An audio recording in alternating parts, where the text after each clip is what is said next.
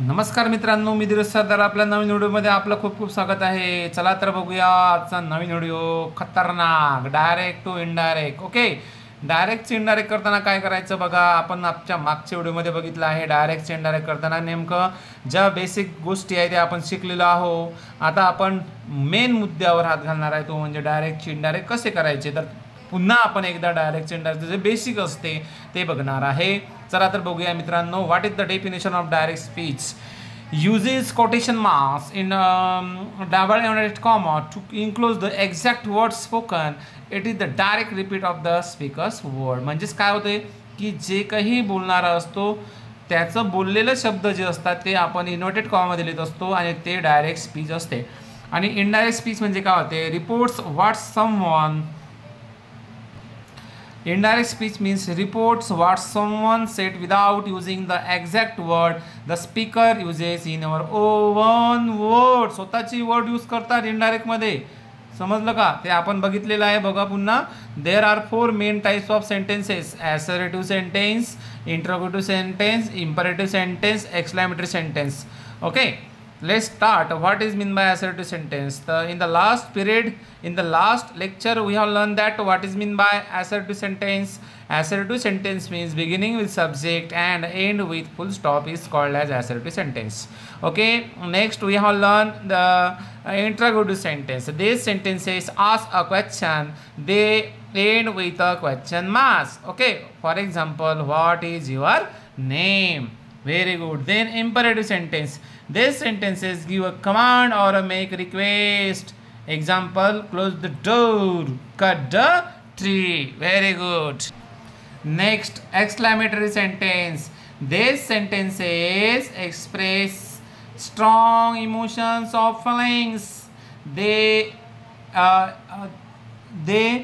end with an exclamatory mark. Exclamatory सेंटेन्समध्ये काय असते की आपल्या ज्या काही इमोशन्स असतात ते आपण एक्सप्रेस करत असतो. बरोबर. For example, wow what a great day. Wow what a great day. Very good. Let's start. How to convert assertive sentence into indirect speech. बघा मित्रांनो, आता आपल्याला डायरेक्टचे इनडायरेक्ट करताना जे असर्टिव्ह सेंटेन्स असते ते कसं करायचं असते ते आपल्याला बघायचं आहे. बघा, तर सगळ्यात महत्त्वाचं असते रिपोर्टर म्हणजे जो बोलणारा, speaker. Reporting words means indicate without someone said. Listener means object. Comma तुम्हाला माहीत असतो कसा असतो comma. Okay, comma. Reported speech म्हणजे जो काही स्पीकर्सचं वर्ड असते ते. आणि double inverted comma. Double inverted comma माहिती आहे का तुम्हाला मित्रांनो? बघा असं. नंतर addressing, to speak or word, to speak or write to someone. Let start. आता मॅडम जर असेल तर आपण डायरेक्ट इनडायरेक्ट करताना काय करत असतो? The lady. माय सन असेल तर काय म्हणतो आपण? The boy. माय डॉटर असेल तर आपण म्हणतो द गर्ल. अँड राम असेल किंवा एखाद्याचं नाव असेल तर नावच ठेवत असतो. ओके, आता बघा बेटा, आपल्याकडे एक्झाम्पल आहे. Lata said to Mohan, I have a book to read. लताने मोहन से कहा किंवा लताने मोहनला म्हटलं की माझ्याकडे वाचायला पुस्तक आहे. तर मग इथं लता कोण झाली बाळा? रिपोर्टर. सेट टू काय झालं इथं? Reporting verb. अँड मोहन काय झालं? लिसनर. मोहन काय झालेलं आहे इथं? लिसनर. आणि हे जे बोलणाऱ्याचं वाक्य आहे रिपोर्टरचं, I have book to read, हे आहे. बघा मला हे सांगा, I have book to read हे किसका सेंटेन्स आहे? लताने बोला ना. ये किसने बोला आहे? ये लताने म्हटलेलं वाक्य आहे, म्हणून याला म्हणायचं. आणि लताला आपण म्हटलं आहे रिपोर्टर. आणि हे रिपोर्टर कोण आहे? लता. आणि बोललेलं वाक्य कोणतं आहे तिचं? I have book to read. म्हणून हे होणार आहे रिपोर्टेड स्पीच. Reported speech. आता बघा, मग त्याचं डायरेक्ट इनडायरेक्ट करताना कसं होईल? लताच राहील. आता बघा, लिसनर आहे मोहन, म्हणून आपण सेट टूचं काय केलं? टोल्ड केलं. लक्षात ठेवा, लिसनर कोण आहे? ते मोहन. जर येथे लिसनर नसता तर आपण सेट टू जसाच्या तसाच ठेवला असता. ठीक आहे, पण येथे मोहन असल्यामुळे आपल्याला सेट टूचं, कारण मोहन हा ऐकणारा असल्यामुळे इथे सेट टूचं काय होते बाळा? टोल्ड. म्हणजे इथं मी पहिलेच सांगितलं आहे, रूल दिलेला आहे तुम्हाला. ऐकणारा असल्यास, ऐकणारा नसल्यास. सेटचं काय होते? टोल्ड. सेट टूचं काय होते? टोल्ड. सेचं टेल्स. सेजचं टेल्स. ऐकणारा जर नसेल तर सेटचं सेड. सेचं से. सेजचं से. तर बघा मग आता इथं ऐकणारा आहे की नाही आहे, सेट टू आहे, म्हणून इथं आपण सेट टूच्या ऐवजी काय लिहिणार आहे, टोल्ड. म्हणून आपलं सेंटेन्स काय होणार, Lata told Mohan, Lata told Mohan that. मग आता लतानं म्हटलेलं वाक्य आहे, लता ही फिमेल आहे म्हणून आयच्या ठिकाणी काय येणार, ही.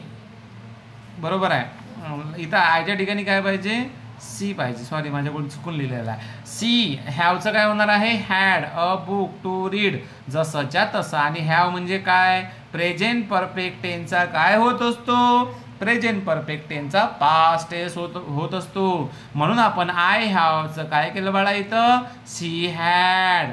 आला का लक्षात आपण हॅड कुठून आणला, तर कारण ॲसर्टिव्ह सेंटेन्स हे प्रेझेंट परफेक्ट टेन्समध्ये आहे, पण म्हणून आपण ते सेंटेन्स प्रेझेंट परफेक्ट टेन्सचं पास्ट परफेक्ट टेन्समध्ये केलेलं आहे. समजलं का तुम्हाला सर्वांना. चला लक्षात ठेवायचं, ऐकणारा असेल तर आणि ऐकणारा नसेल तर. ऐकणारा असेल तर सेटचं टोल्ड होते बाळा, सेट टूचं टोल्ड होत असते, सेचं टेल होते, सेजचं टेल्स होते. आणि ऐकणारा जर नसेल तर सेटचं सेडच राहते, सेचं सेस राहते, सेजचं सेजच राहत असते.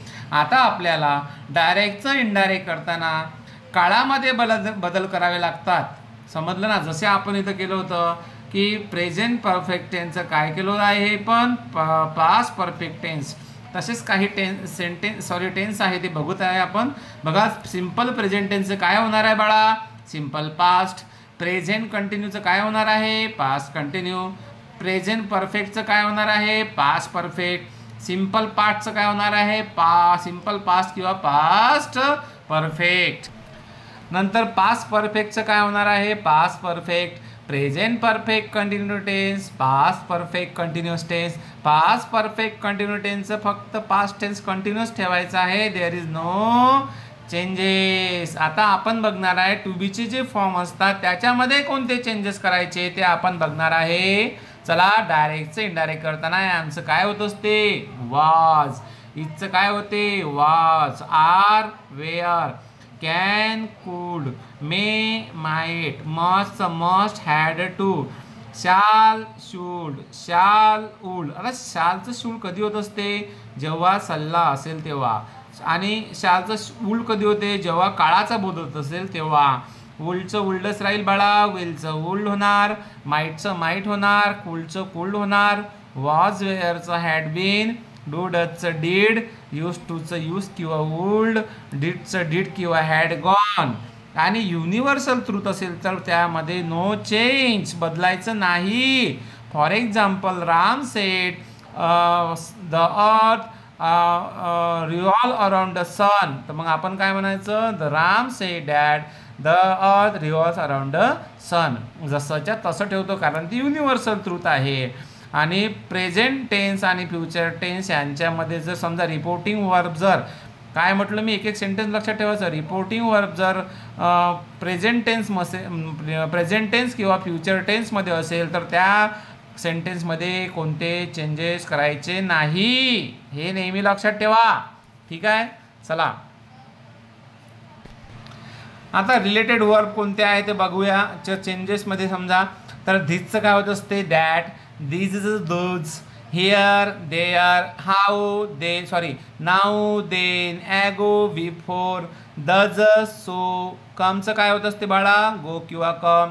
Today, that day, tomorrow, the next day, yesterday, the previous day, the day before, tonight, that night, last night, the previous night किंवा night before, next week, the following week, last week, the previous week, hence, this, either, neither. For example आता बघूया आपण, I said it is true. मग आता बघा मित्रांनो, इथे जे रिपोर्टिंग वर्ब आहे हे पास्ट टेन्समध्ये आहे. सेड हे पास्ट टेन्समध्ये आहे. से असतं तर आपण काय केलं असतं, इट इज ट्रू जसंच्या तसं ठेवलं असतं. परंतु येथे रिपोर्टिंग वर्ब काय आहे, सेड. म्हणजे समोरचं वाक्य हे पास्ट टेन्समध्येच असलं पाहिजे, हे लक्षात ठेवायचं. I said that. आता इथं डॅट का बरं आणलेला आहे आपण, कारण हे जे इट इज ट्रू आहे हे प्रेझेंट टेन्समध्ये आहे. आणि म्हणजेच प्रेझेंट टेन्स म्हणजेच कोणता सेंटेन्स झालं ते झालेलं आहे assertive sentence. I said that it was true. म्हणजेच आपल्याला मी पहिलेच सांगितलं आहे सिंपल प्रेझेंट टेन्स काय करायचं असते आपल्याला डायरेक्ट इनडायरेक्ट करताना सिंपल पास्ट करायचं असते. म्हणजेच मग इटच राहणार, इटचं काय होणार वाज ट्रू जसंच्या तसं.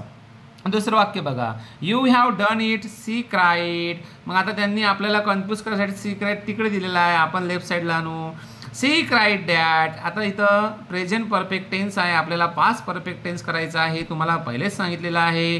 सी क्राईड आणि हे सेंटेन्स ॲसर्टिव्ह सेंटेन्स आहे, म्हणजेच कंजक्शन काय येणार आहे दॅट येणार आहे. सी मग ती वाक्य काय होणार आपलं सी क्राईड डॅट. मग आता ती ओरडली आणि तिनं कोणाला तरी म्हटलं आहे, इथं यू म्हणजे आपल्याला आता पर्टिक्युलर जेंडर माहीत नाही आहे, म्हणून यू हॅव डन इटच्या ठिकाणी काय येणार, यूच्या ठिकाणी काय येणार ही किंवा सी. हॅवचं काय होणार हॅड, हॅवचं काय होणार हॅड आणि डन इट जसंच्या तसं. Very good. She said I have a book to read. She said that. आता बघा इथं कोणी ऐकणारा नाही म्हणून सेटचं स्टेटस ठेवलं बरं आपण, नाही तर इथं जर आपण म्हटलं असतं सी सेड टू मोहन तर मग सी सेड टू मोहन असतं तर आपण काय म्हटलं असतं सेटच्या ठिकाणी टोल्ड घेतलं असतं, परंतु इथं लिसनर कोणीच नाही म्हणून सेटचं काय राहणार सेडच राहणार. आणि दॅट का बरं घेतलं आपण, कारण हे जे सेंटेन्स आहे ते पूर्ण ॲसर्टिव्ह सेंटेन्स आहे म्हणून आपण इथे दॅट घेत आहे. आय म्हणजे कोण सी, म्हणून आपण इथं काय घ्यायचं सी घ्यायचं. हॅवचं काय घ्यायचं had. A book to read जसंच्या तसं. नंतर I am going to the store she sed.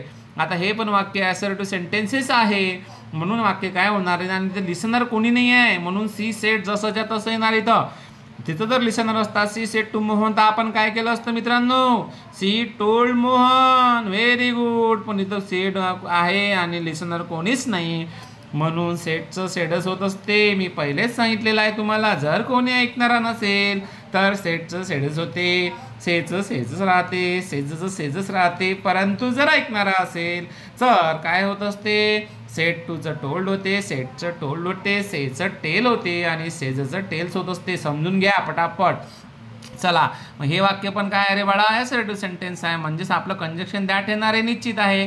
She said इथं कुणी ऐकणारा नाही आहे म्हणून सी सेड जसंच्या तसं राहणार आहे. मी पहिलेच सांगितलं आहे कंजक्शन काय आहे इथे दॅट आहे. मग आय म्हणजे कोण सी म्हणून इथं आयच्या ठिकाणी काय घेतलं सी. ॲमचं काय केलं आपण ॲमचं पहिले सांगितलं तुम्हाला ॲमचं वाज होत असते म्हणजे प्रेझेंट कंटिन्यू टेन्सचा पास्ट कंटिन्यू टेन्स करावा लागतो आपल्याला म्हणून ॲमचं काय होणार was going to the store जसंच्या तसं. चला मित्रांनो आणखी खूप मोठा व्हिडिओ होता आहे हा, जर घेतला तर जवळपास 1 तासाचा व्हिडिओ होईल, परंतु तुम्ही बोर झाले नाही पाहिजे म्हणून मी व्हिडिओ थोडा 10-10, 12-12 मिनिटाचेच घेत आहे. आता नेक्स्ट पिरियडमध्ये आपण याची नेक्स्ट लेवल शिकणार आहे मित्रांनो. तुम्हाला खरंच व्हिडिओ आवडत असेल तर नक्की कमेंट्स तरी करा, मला थोडंसं धीर येतो की नाही चला आपण काहीतरी करत आहे. आणि लाईक करा. तुम्हाला जर हा व्हिडिओ खरंच चांगला वाटला असेल तर तुमच्या मित्राला शेअर करा आणि आपल्या चॅनलला सबस्क्राईब करा जेणेकरून नवीन नवीन व्हिडिओ तुम्हाला मिळतील. चला मित्रांनो भेटूया नवीन व्हिडिओमध्ये. तोपर्यंत तब्येतीची काळजी घ्या, तुमच्या फॅमिलीची काळजी घ्या. चलो जय हिंद जय भारत.